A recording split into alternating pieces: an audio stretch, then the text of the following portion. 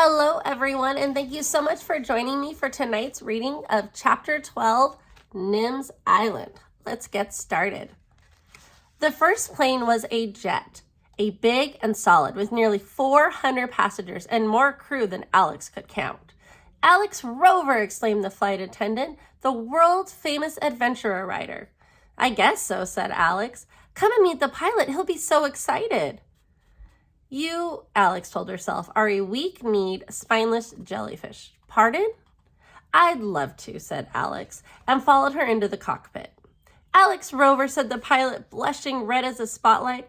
"I always wondered, would you like to fly the plane?" "No, thanks." "Not exciting enough for you?"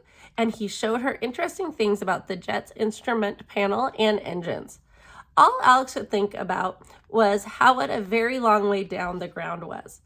And then the ground turned to ocean. That didn't make her feel happier at all. They landed after the sun had set, and when Alex found the little plane that would take her to the island nearest to Nims, the pilot said that they couldn't leave until morning.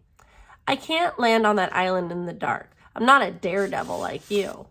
"I'm not a daredevil," Alex wanted to say. "I just need to get to Nims Island right away." In the hotel room, the feeling was stronger. She felt like a tiger in a cage, trying to burst free. Instead, she checked her email to aka@incognito.net from Jack Russo at explorer.net, Sunday, 11th April, 1828. "Dear Alex, I can't believe you're really coming. How will you get here? How long will it take? I forgot to give you my phone number. It's 022-446-579. I've never talked to anyone before except Jack, but I guess it works the same way. From Nim.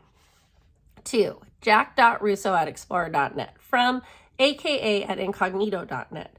Date, Sunday, 11th April, 2200. Dear Nim, curses, curses. I can't go any farther tonight, and now it's too late to phone. I'm flying to Sunshine Island at dawn to meet a boat from the adventure cruise company Trapo Taurus. They've been as friendly as a salesman with a sick car to sell. They have offered to take me right to your island, though I haven't told them yet where it is. Nim, it's been so much fun writing to you. No matter what happens, I'm glad I tried to come and meet you. See you tomorrow. Love, Alex." Nim woke up when it was still dark, as excited as Christmas. She switched on the lamp and checked the email. Alex hit the alarm clock and it went on ringing. She reached for her phone. "They're the bad guys," a girl's voice shouted. "Who?" said Alex. "What?" Then she realized. "The Trapo Taurus. They chased the whale when my mother died. Now they want to bring people to stare at us and bother the animals, and Jack hates them. You can't bring them here." "No," said Alex. "I think we need to fix them once and for all." "How?" "I've got 4 hours. I'll think of something." The strangest thing, Nim thought when she hung up, was that it hadn't felt strange talking to Alex. By the time the sun was properly up, Alex had showered, dressed, and eaten a hotel breakfast and was waiting at the airport. But she still hadn't thought of how to get to Nims Island and keep it a secret from the Trapo Taurus. "Any daredevil plans?" the pilot joked as he started the engine. "Going to parachute out halfway for your next book?" "That's not a bad idea," Alex muttered. "I couldn't be more scared of jumping out of a plane than staying in." The pilot went as pale as Alex's knuckle. "But there's no land between here and where we're going." Alex studied the map and decided he was right. Nims Island was too far away for a detour in this little plane. Besides, she still had to meet the Trapo Taurus, the real bad guys, the reason that Nim didn't have a mother. If Alex didn't turn up, they might go on looking for Nims Island. This time, they might find it. Alex's fear disappeared, and suddenly and completely, as if it had fallen out of the plane without a parachute. Instead, she was angry. For the first time, she knew exactly how her hero felt when he was fighting the bad guys. And she muttered, "I'm gonna win." The pilot was still worried that she was going to jump out of the window. "We're nearly there," he said. "The airport's just past the sailing school. You can see the little boats now." Alex stared out and tried not to notice that her stomach was diving faster than the plane. "That's interesting," she thought. "I can feel angry and sick all at the same time." "Do they give lessons?" she asked, because it was talking she might have thrown up. Because if she was talking, she might have thrown up. Give lessons? Sell boats? Is your next book about sailing? Partly, said Alex. She couldn't talk very well because a sneaky little fear had crept back and she was holding her breath to help the plane land. 2 hours later, she was wetter than she'd ever been, for she knew that she wanted to about the way small sailboats flip upside down and how it feels to be the person flipping off of them. But she also knew how to get back on and push the boat right side up and how to pull the sails and steer. And she was the owner of a small blue sailboat. Not bad for a beginner, the sailing school owner said, pocketing her money, but don't go too far from shore. Alex tried to smile. Funny, the woman continued, you've got the same name as the adventurer writer, but I don't reckon he'd need sailing lessons. Neither do I now, Alex told herself. I'm ready to go, and she tried to believe it. She loaded her suitcase into the little boat and sailed out of the sailing school cove, around the corner to the pink and purple Tropo-Taurus ship. Ahoy there, she shouted, jumping onto the wharf and standing up as tall and as brave as she could. The captain came running down the gangplank. You're Alex Rover, but you're... What a delightful surprise. Are you going to write a book about us? Asked one of the crew. Maybe, said Alex. We'll have to make a good impression, the captain said, smiling and trying to suck in his stomach and behind his Tropo t-shirt. I'm sure you will, said Alex. Do you mind if I bring my little boat? You there, the captain shouted at the two of the crew. Hoist this boat up on the deck. Now, he went on, rubbing his hands excitedly. Can you tell us where this island is?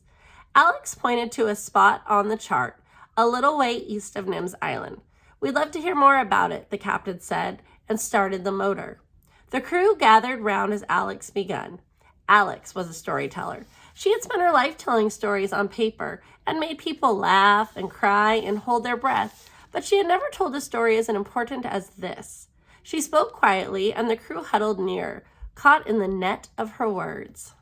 Long, long ago, when the world was a volcano began to grow deep under the sea. It grew slowly, day by day and year by year, pulling lava from the heart of the earth, rolling, boiling, melting rock, hotter than fire, hot as the sun. Then one bright summer day, just like today, the day just like a million other bright summer days, the mountain under the sea exploded. She hissed the word out, her hands and her eyes opening wide. The crew shivered. With a roar that shook the earth, the storm came. Lightning flashed, the thunder crashed, winds howled under the waves. From the heart of the volcano, melted rock and boiling lava poured up and out, higher and higher. And when it had finished and the boiling rock had cooled to stone, the tiny underwater mountain had become a full-grown island with its head poking out from the sea. Now, some islands, Alex went on as the Tropo-Taurus sat silent and still around her, become peaceful once they've been born free from the sea. But this island didn't. This island stayed hot and angry. Its volcano still shoots fire, boiling lava still tumbles down its slope, and the stench of hell floats in its midst. Its rocks are black and sharp, and its cliffs are steep. No golden sand? The captain asked hopefully. A little, Alex admitted, but in front of the sands, curved from the rocks at one of the ends of the cliffs to the other, is a maze of rocky reef, a treacherous, sword-sharp, boat-ripping reef. The crew shivered. Lions of the sea, Alex continued, live on the rocks, the smartest sea lions you will ever meet, the fiercest and bravest in all the world, ready to fight and protect their home. And if a boat could pass the sea lions and find its way through the sword-sharp maze and not choke in the rotten egg gas or fry in the boiling lava, when it reached the beach, it would meet the dragons. Dragons? Squeaked the crew member. Small dragons, but so many that they could cover the sand, and like sea lions, they will fight bravely to save their island. She hurried on before anyone could ask how.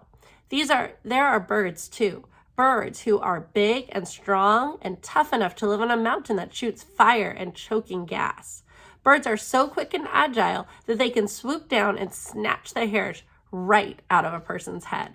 The captain twitched his hat nervously around his ears. Why do you want to go to such a terrible place? It sounds even worse than the island last week, one of the crew said. I'm not going there. You don't need to, Alex said. You're going to lower my little boat and I'll sail the rest of the way. But why? The captain repeated. To see if that's how my hero escapes from the bad guys. Alex lied because she knew that if they saw the island, they might forget her story. The captain giggled. That makes us sound like the bad guys. It depends, said Alex, and began the second part of her story, because it wasn't enough to make them frightened. Now she wanted to make them feel so bad that they would never, ever bother Nim and Jack again. My hero is a sad, lonely man who once lived happily with a lady hero and their baby, helping the world with research and science. But one day, while the lady hero was deep under the sea studying a whale, a noisy boat came to spy on them. My hero begged that noisy boat would go away, to be quiet, to stay away from the frightened whale, but they laughed.